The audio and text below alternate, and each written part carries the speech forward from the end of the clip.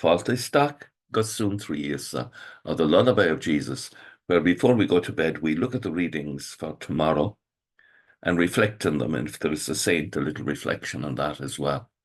But to ask the Holy Spirit then to work on our hearts during the night, to prepare in us a heart worthy to hear and to encounter the Word of God in the beginning.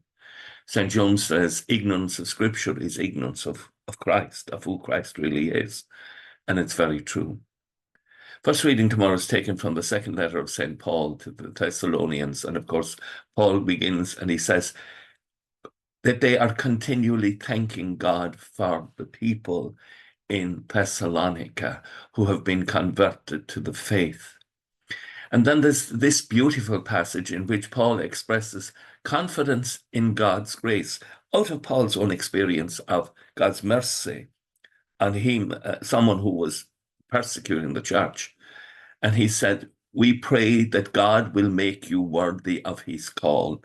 Note the power of God's grace, that God will do this for us, and by his power fulfill all your desires for goodness and complete all that you have been doing through faith. We will grow through the power of God's grace.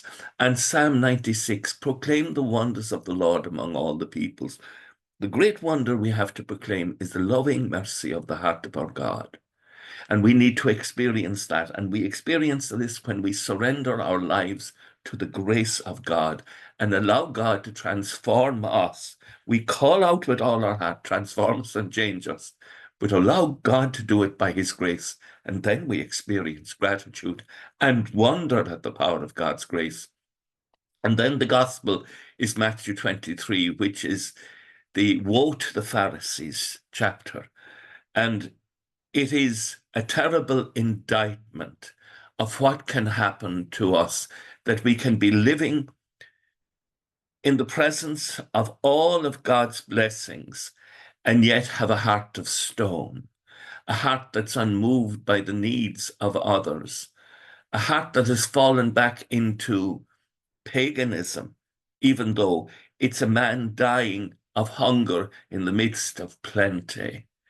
And the antidote to this, of course, is to call upon the grace of God, not just for ourselves, but for all mankind. One of my favorite prayers is, "O my Jesus, forgive us our sins, save us from the fires of hell, and lead all souls to heaven, especially those most in need of your mercy." I love it because there is no limit to God's grace in it, but that we confidently pray that not alone that we shall be saved, but all that we call for and all in the intentions of God will receive the mercy of God to enable them to turn to the gospel and receive the fullness of grace. With thoughts such as these, let us go to our beds and let us pray that we shall indeed awaken in the morning with the praise of God on our hearts and on our lips. Agus go maladia le cóchtach shiv, ahar mach agus spirit nave. Amen. Slán go fóill. Bye for now.